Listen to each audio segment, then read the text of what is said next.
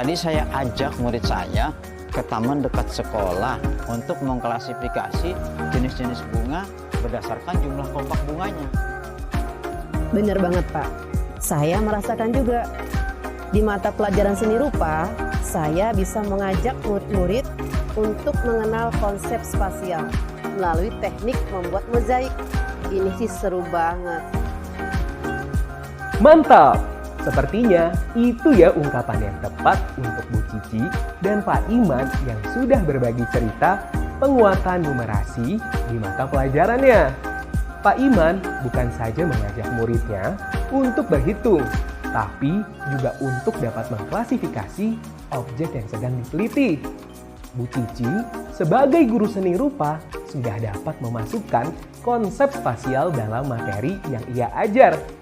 Ibu dan Bapak, ini adalah contoh bahwa numerasi itu dapat kita temukan dalam kehidupan sehari-hari, termasuk dalam mata pelajaran selain matematika. Ternyata numerasi itu lintas kurikulum.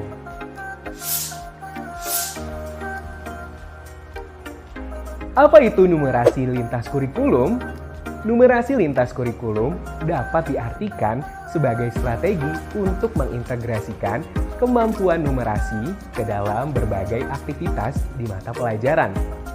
Mata pelajaran yang dimaksud bukan hanya di matematika, tapi juga mata pelajaran lainnya, seperti bahasa, PJOK, IPA, seni, atau IPS. Melalui strategi ini, berarti kita menguatkan kemampuan numerasi peserta didik setiap saat, baik dalam proses belajarnya maupun untuk kebutuhan sehari-hari. Manfaatkanlah konsep-konsep numerasi di pelajaran matematika untuk kita aplikasikan dalam mata pelajaran yang kita ampu. Ibu Bapak, mau lihat contoh yang lain? Yuk kita berkunjung ke masing-masing sekolah berikut ini. Di SMA Giri Loka, ada Bu Yul, guru sosiologi yang sedang mengajar materi diferensiasi sosial. Di awal pembelajaran, Bu Yul dan peserta didik berdiskusi terkait bagaimana cara mengetahui perbedaan di sekitar mereka. Misalnya ragam etnik, agama, pekerjaan, dan sebagainya. Dari hasil diskusi, ditemukan dua cara, yaitu survei dan wawancara yang akan digunakan oleh peserta didik. Yuk, langsung saja kita lihat kelas Bu Yul dan peserta didiknya. Bagaimana risetnya? Seru banget, Bu. Ternyata kita berbeda-beda banget ya. Aku dapat banyak cerita nih.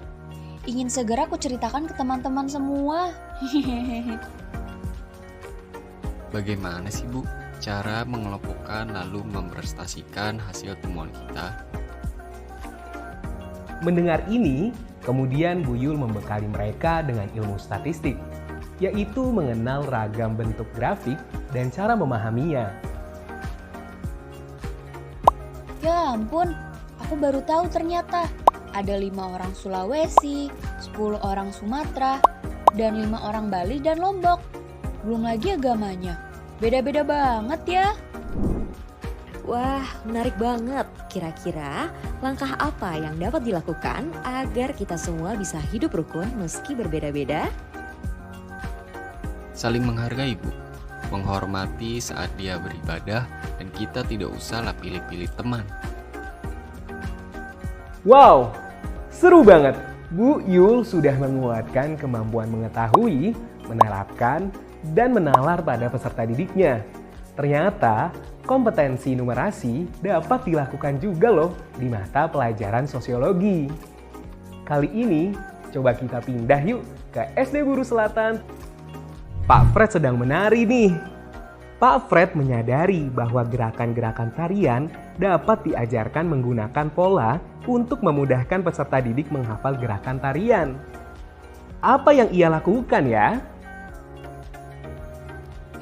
Ternyata gerakan lingkarannya kalau 2 kali terasa lebih pas dengan ketukan musiknya, Pak. Setelah kita membuat lingkaran, kita bisa ya dalam hitungan keempat ganti formasi kelompok kecil ke bentuk segitiga. Bisa. Apakah segitiga ini juga mau dibuat pola yang sama seperti kemarin? Nggak mau. Kemarin posisinya nggak seimbang, Pak.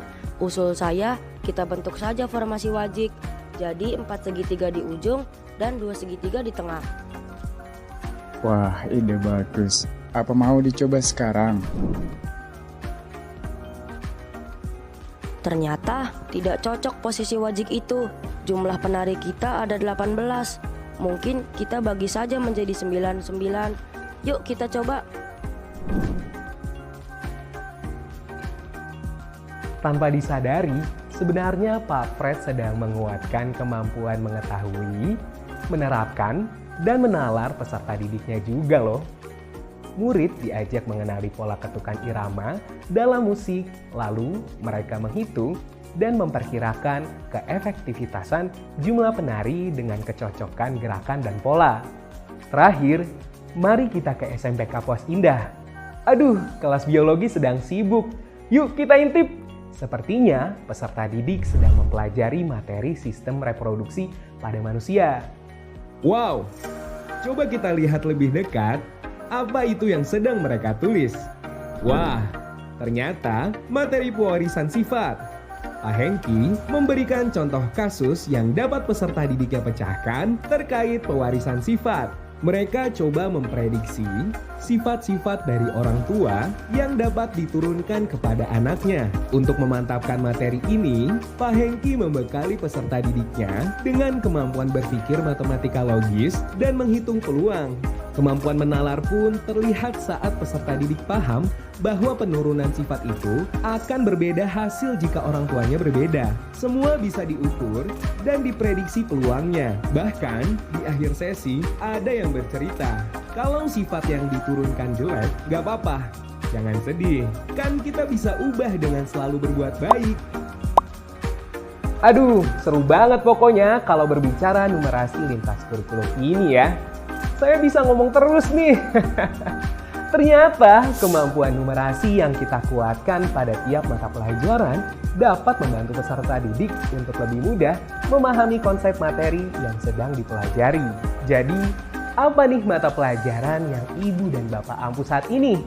Jika ada kebutuhan numerasi, ayo kita bantu peserta didik untuk menguatkan kemampuan numerasinya. Jangan kendur ya, semangat terus!